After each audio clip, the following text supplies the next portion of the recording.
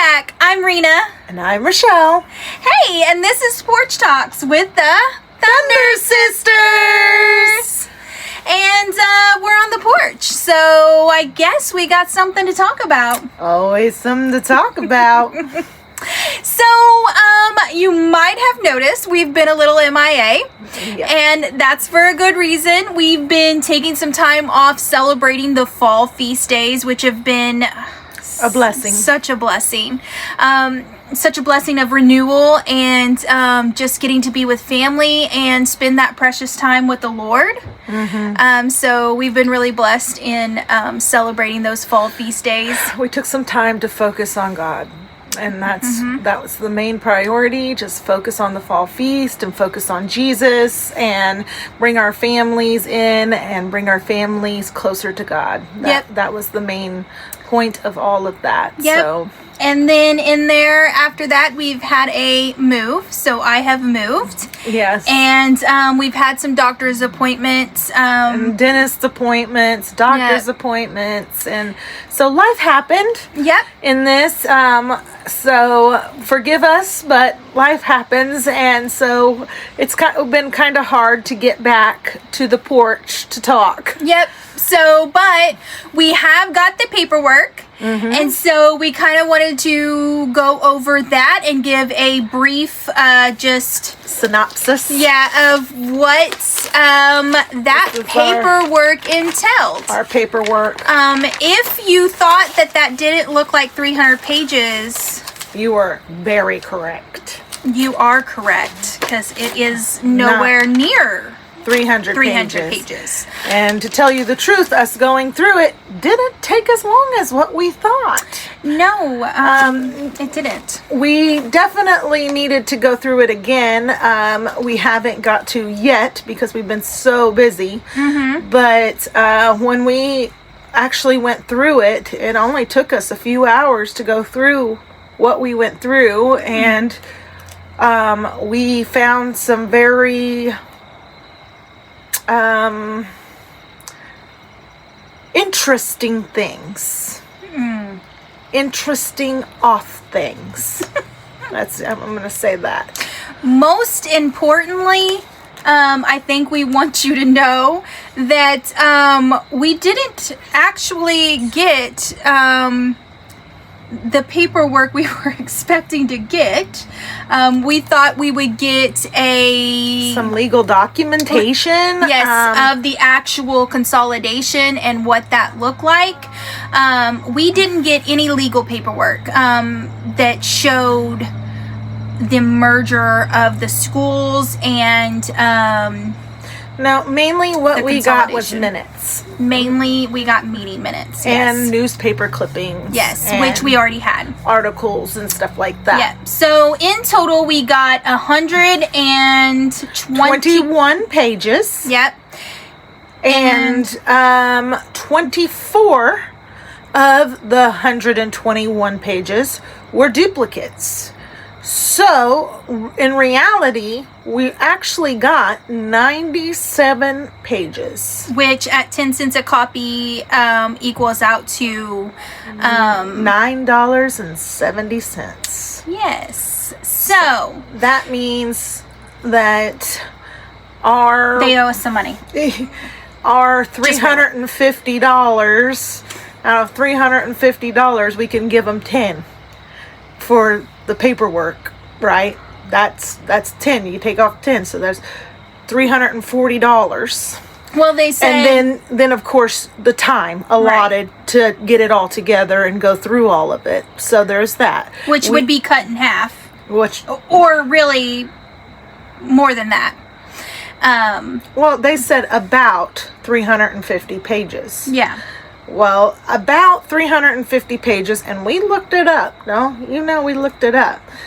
And that would be at least 250 pages or 220 pages at the minimum. That is about, when you say about 350 pages. So really, we should have paid probably around, we paid they said about 300 pages. It was $350. Yeah, that's right. 300 pages. That's right. Yeah. But they said that's what it was, 220 pages averaged out. So anyway, but the point is, they didn't even offer to give us any money back. They didn't tell us that it was, they didn't tell us anything. So, I mean, we feel like we were, kind of taken. I mean, sure. what's your take on it? You know, leave some comment below on what you think about that and how you would feel if you were told that it's going to take this lengthy amount of time to prepare this paperwork. So we're going to charge you this exuberant amount so that because it's going to take this lengthy time, and then you don't even get half of the paperwork you were expecting to get. And then you're charged this big ticket price. I mean, we feel... And then 24 of those pages are duplicates. Yes, and then 24 of those pages were in fact duplicates. And then, not to mention, when we're going through the paperwork, we noticed that there's missing pages. Yeah. So the pages are like 1, 2, 3, right? And the thing is with that, okay, and we understand this is old documentation, right? Mm-hmm. So we know that some of them might not be legible. We get that. But just put not legible. Yeah. Pages 2 and 3 were not legible.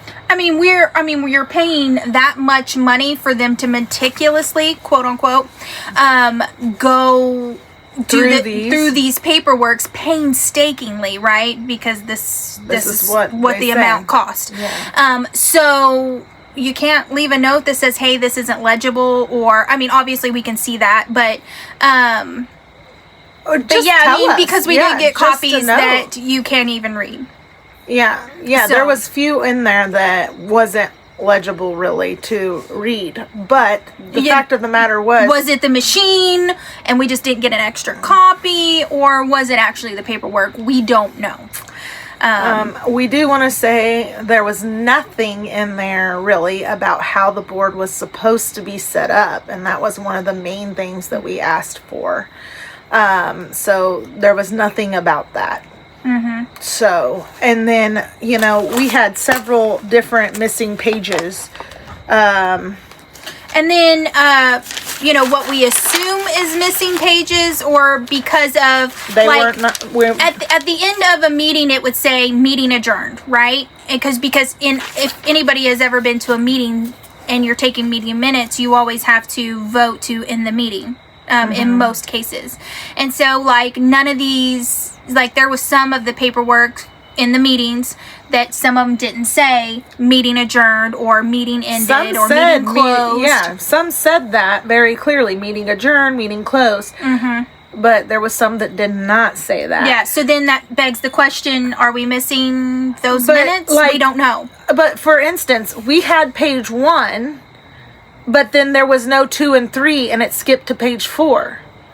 So that was curious right at the very front. Yeah. And then, we went to page 9, and page 10 was missing, and it was just page 11. So, there was things like that throughout this that were like, what? There's some inconsistencies here. Mm-hmm. So, and with the non-adjourned meetings, which leaves us to think that there was more to that meeting that maybe happened. Yeah. We don't want to think that way, but that's the way you think when you feel like you're missing you're something. Speculating, right? You're speculating. It leaves a lot to speculate when you don't have the meeting adjourned or the meeting closed out. Well, and if you don't want people to assume the worst... Mm-hmm. You know what happens? You write a note. Yeah. Because you want to work with people instead of against people and stop the speculation, right? And so you would think at that time, I would write a note. Wasn't legible. Yeah. The rest of this wasn't legible, or pages 2 and 3 wasn't legible, or, just a simple note could have stopped a whole lot of speculation. Yeah. But that wasn't the case. That's not what we got. And we need to do an itemized list. That's something that we are working on. Because we plan to email Lana about all of this. And talk to her and see what we can get done. And where's the rest of the paperwork, right? Obviously. And, if there's no paperwork, more paperwork, then we believe that maybe we should get some money back, because there's no way, like... This should have cost $350. Yeah. Yeah. For 124 or 21 pages, and then really actually 97. So... Yeah, we definitely feel that we should have at least been offered the money back. Or something. And given it back. But, I mean, the money is or like... an itemized list of what the breakdown, right? Okay, so this is how many papers it was. This was the cost. And here's the other receipt for the breakdown on time spent digging up all of the stuff and making copies of all of the stuff. This was the time spent. So, like a receipt. I mean, if you don't want people to speculate, kind of have to do some of your due diligence. Just saying. I think that's a fair point and very important. Just saying. Yeah. So, our next step is to message the superintendent and let her know what we received and what we didn't get, and probably do another sunshine law. And then also we're going to reach out to some other individuals and see what we can get done with this situation, because somebody should have legal documentation, not just meeting minutes. And don't get us wrong, we wanted the meeting minutes. We asked for those things to be included. But we didn't get any legal documentations with the meeting minutes and the newspaper clippings, which we already had. Yes, so very weird. Very weird. Interesting for sure. Yeah. Yeah. Well, the board, it was interesting because the board was originally, I think it was 3 Mountain View people and 3 Birch Tree people on the board. And we did confirm that, going back and forth, seeing who was elected in from, who started out on each board, right? And then we matched those names when when it talked about voting for the board, new board members in the consolidation, after the consolidation. And it did put 3 Mountain View and 3 Birch Tree people on each of the boards. So, that tells us right there that it was a split board. It was a split board. That is how it was supposed to be, because that's how they originally started out. So we did, which that's what we were told by older people. A few different older people had said that, and but we would have liked to have seen the actual paperwork that stated that, which would or should have been in the actual legal documentation that were wrote up. Should have been included, yeah. Because we asked for it. Yeah. Specifically. And it also included in there the guidelines. So, they had a committee, Missouri had a committee for... to push this consolidation, to push different communities into consolidation, right? And Missouri had a board that went around to all the local schools, and they had a big meeting about it, and they handed out parameters in which the way it should go, the consolidation should go, which we'll go over that next video. But so they included that in this paperwork, which I thought was good, because you got to see the parameters in which it started out as. But not enough paperwork. We didn't get enough paperwork to be able to piece some things together that we were really hoping to understand.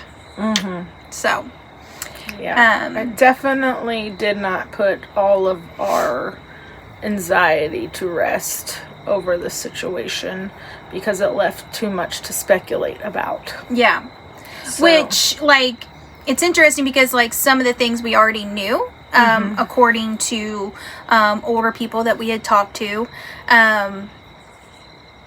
But, and it confirmed some of those things, but we would have liked to seen just actual documentation of how that was supposed to go. Yeah. And was it supposed to continue that way? We assume it does, right? So we assume if the board started off with 3 Birch Tree people, 3 Mountain View people, that was supposed to continue. We assume that, but we would have liked to have seen something that said it. Yeah. I mean, I can't imagine them not, even in a meeting, talking about how the board was supposed to be set up between the 2 schools. Yeah, because it just makes sense. It makes sense to be fair and to make sure each community is represented fairly, that they would split the board. Yeah. That just makes sense. Yeah, it doesn't make sense that there's nothing about it. Yeah. It doesn't make sense. Yeah. And then also we can go into more detail about it next video. But it did talk about the voting and how that went. And we can cobble together what we think, how the voting went. Because it was mentioned to us that someone had thought years ago that the voting was supposed to be basically like Shannon County votes for the Shannon County candidates, and then Howe County votes for the Howe County candidates. And so then it would have been a fair vote on the school board. Because right now it's not. Because right now it's not, because Mountain View holds the majority. And so when we put forward a Birch Tree candidate, they're voted out. Yeah, our candidates get voted out. That's right, because of Howe County is voting for Howe County. And they're the majority. So Howe County beats us every time. Yeah, so Mountain View people are voting for, and I'm not saying everybody, this is just a blanket statement. So like, and this hasn't happened in a while either. So, because to our knowledge, not many Birch Tree people have ran for a school board seat. Yeah. So, in the last few years, there's not really been people from Birch Tree stepping up to run.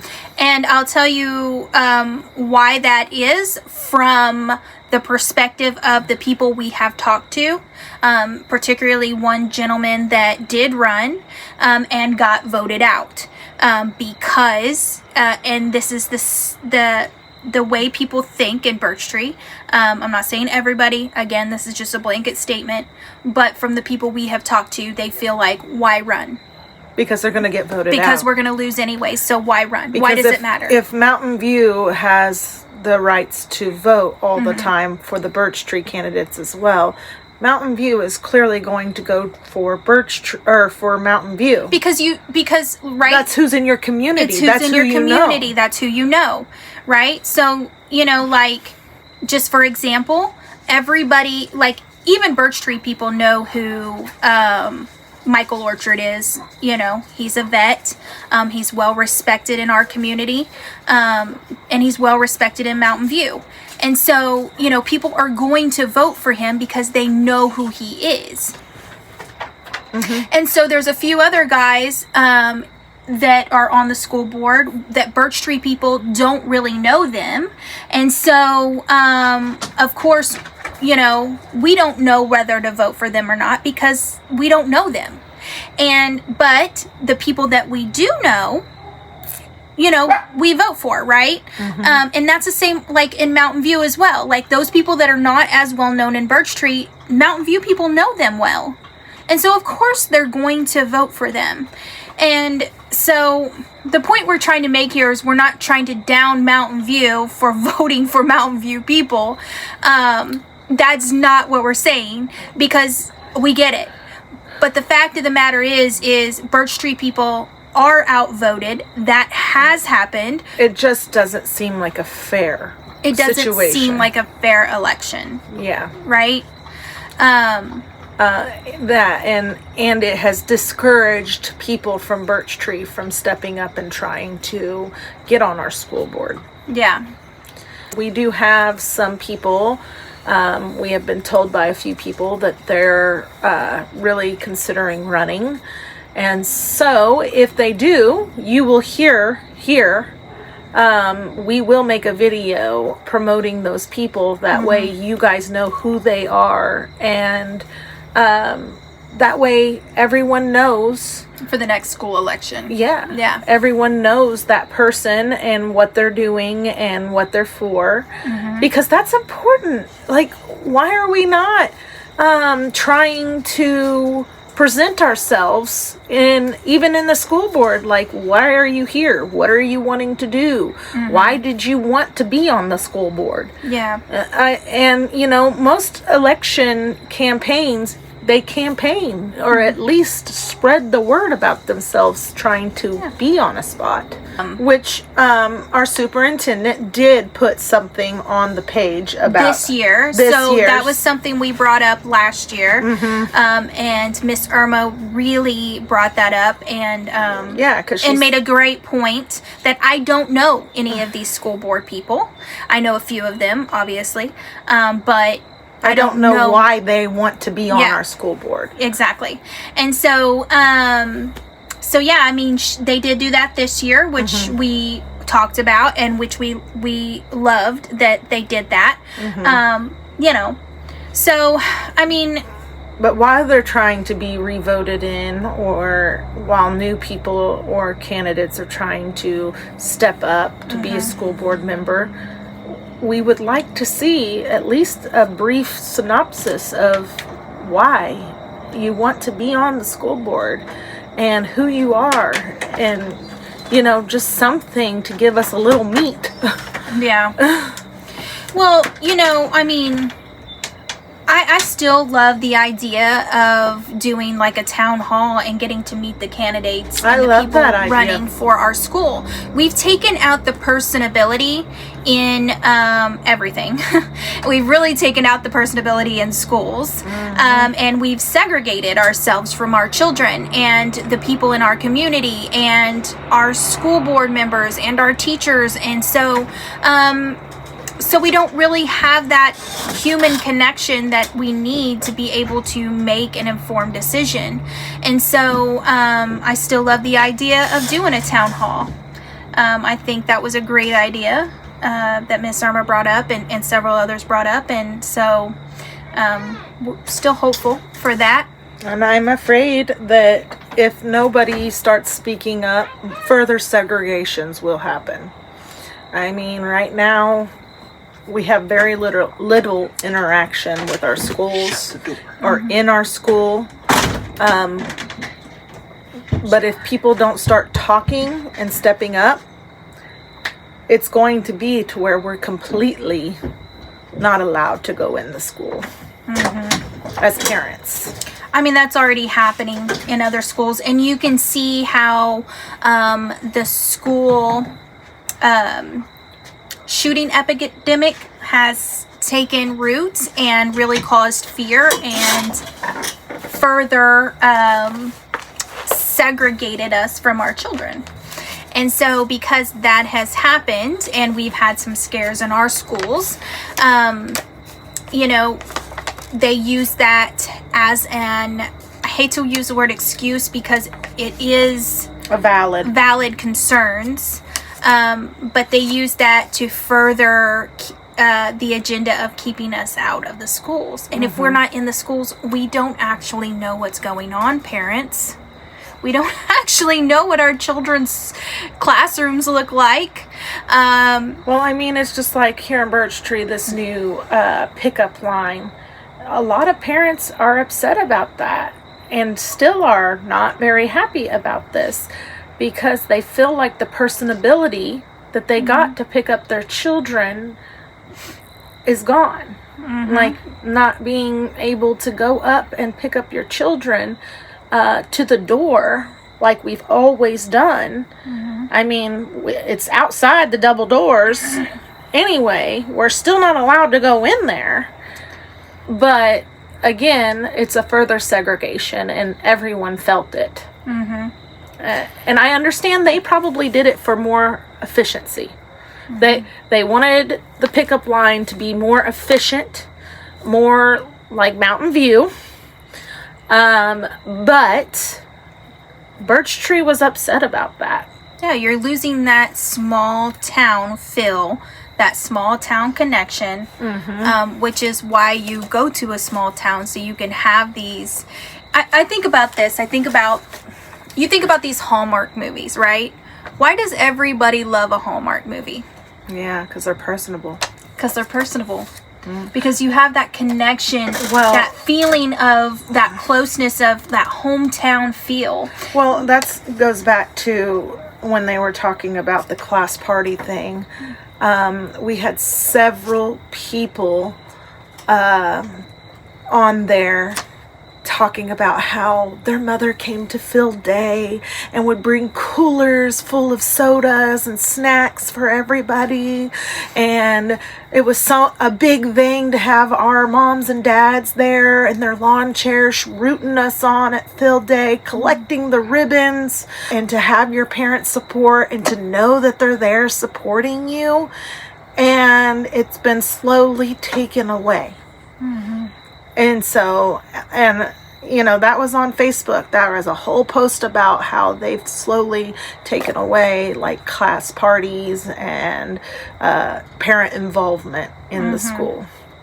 So yeah, which very much feels like, to the outside person, right?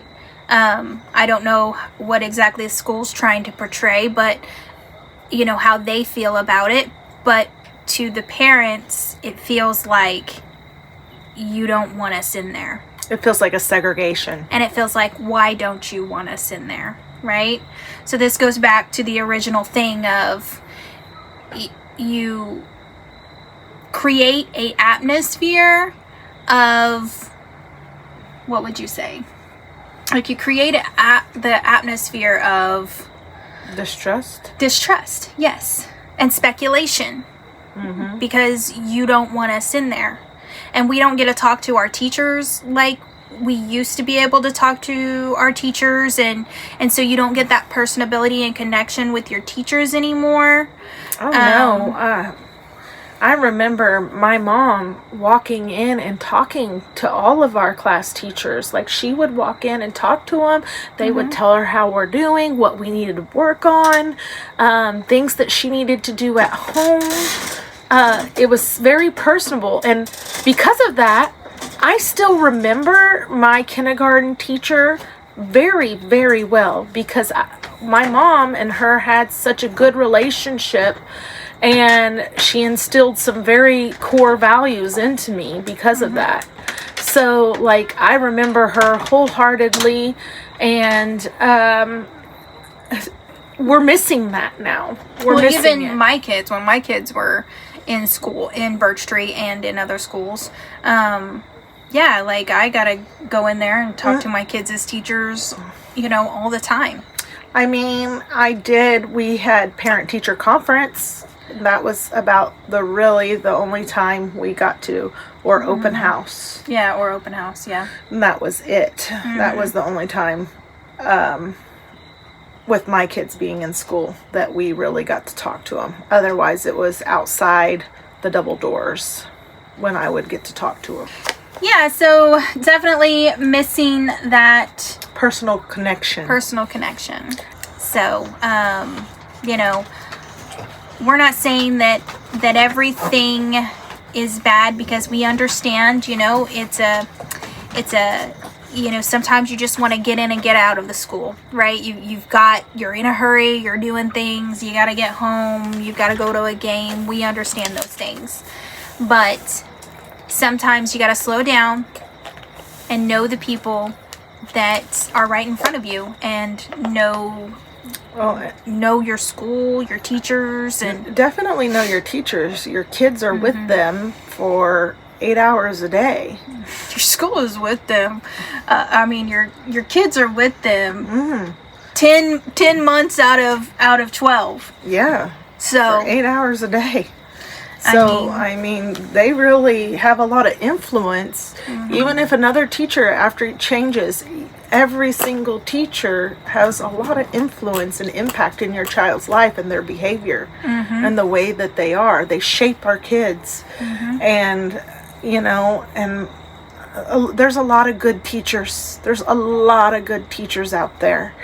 But if you don't get to know them, how do we know that they're good? And you have every right to get to know them, and you should have every right to get to know them, know who they are. But how are you supposed to trust a person you don't know? It's important that we know our teachers.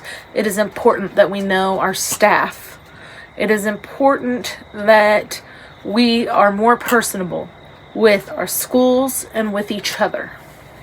Well, and just that they continue to have better communication. That's really that needs to continue to. Which they have stepped up their communication. Which that's game. why I said needs to continue. Yeah, they definitely have stepped up their communication game. Because, I mean, you know.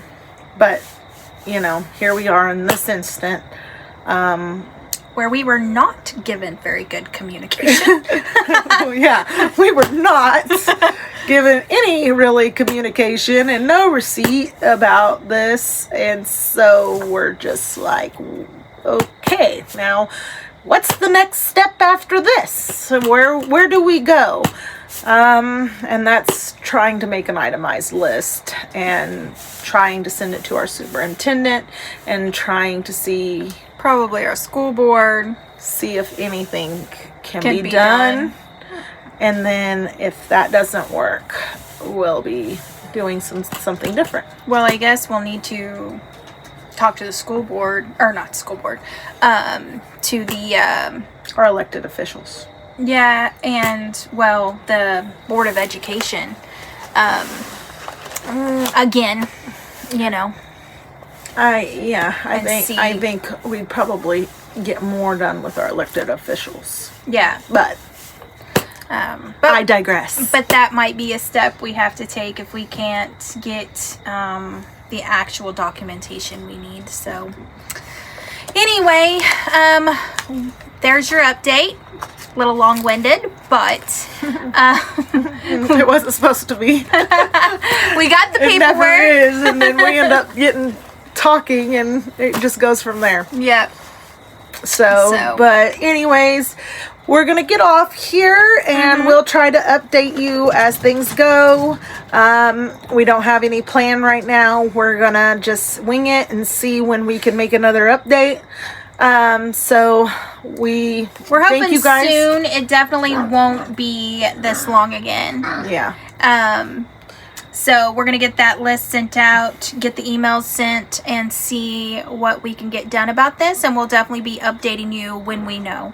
Yeah. But we thank you guys for watching. Thank you. We thank you guys for checking in.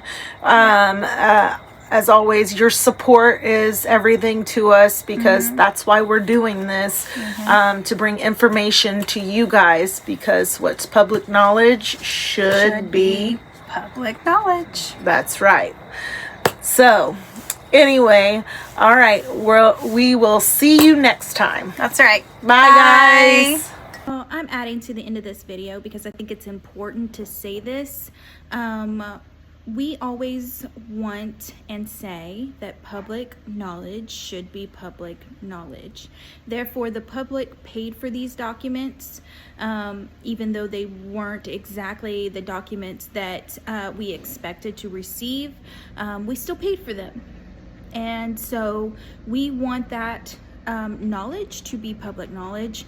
So we are going to, we haven't decided if we are going to just take pictures of the what was it, 90 some pages, if we're going to take pictures of those and just put them on Facebook, or if we're going to scan them in and create a document that you guys can download onto your own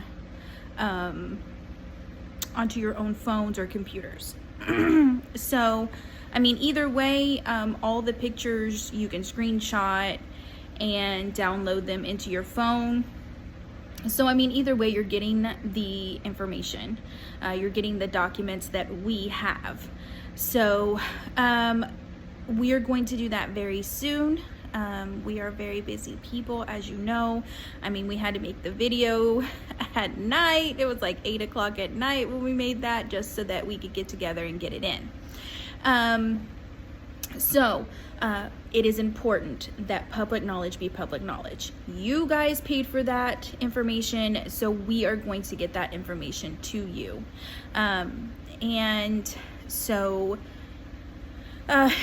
always read it, do your own research. We always encourage that you do your own research, and not just take our word for it, but go ahead, go through the documents. You guys go ahead and see what you can find and let us know, because we want your opinions and takes on the matter. So message us. You can private message us. We will never release your name. If you have a question, if you see something differently, or if you find something that you think that we haven't talked about. Obviously, we haven't put out an in-depth video on that paperwork, which we intend to do just as soon as we find time to do it. And then we will go over the responses that we get from the superintendent and possibly the school board members about the paperwork that we are missing. So, in all of that, be diligent, do your research. That's what we always stress, and that's what we want to tell you guys, because it's important for you to do your own research and not just source us as your source. And also I want to state something in light of, we're going to be talking about Candace Owens in another video that we highly encourage you to watch. But I want to say this. Throughout our videos, we have talked about information that we have received from other people. And we have given some of that information. But also because, and we have a lot more information, and that's not a lie, but we won't release that information. Well, why, Reno, won't you do that? Okay, here is why. Because we don't have basis for truth for that information. We cannot prove from our standpoint, because we can't release our source, we can't prove from our standpoint that that is accurate information. Now, if we got,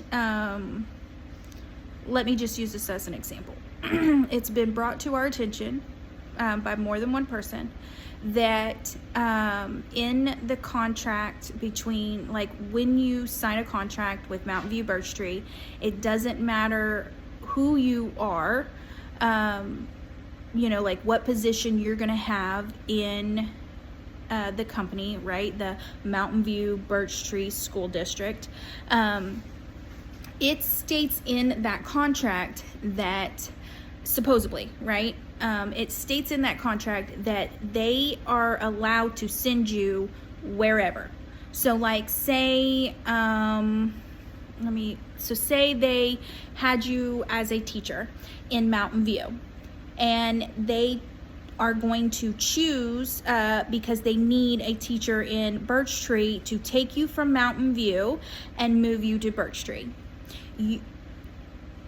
Supposedly, according to what we've heard, is you don't have the right to say no,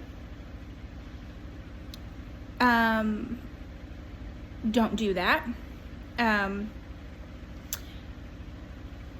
Like if they fire you because you refused, I think that's where that legality comes into place. But so say they move you from Mountain View to Birch Tree, right? And you're like, I mean, that is going to cost me more money to drive. I live in West Plains, so that's another what, 10 miles on my trip. And so like, that's going to cost me more money. I should get paid mileage. Well, I mean, it's in your contract that they can move you. So really, do you get to be paid mileage? Is that fair? But so what we've heard is some people are getting paid mileage from Mountain View to drive to Birch Tree, and not the other way around. Now, we have not seen a contract. So therefore, we have not really said much about that, or at all that I can recall, because there's not a basis of truth to that we can prove, because we don't have a contract. Do we feel like there's probably some injustice there? Do we believe our source? Sure, I believe my sources, because there's more than one person that have said that. But we can't prove it, because we don't have a contract. So, we're not going to talk about things that we can't prove. So I want you guys to still continue to send us things, but know that if we can't get actual documentation or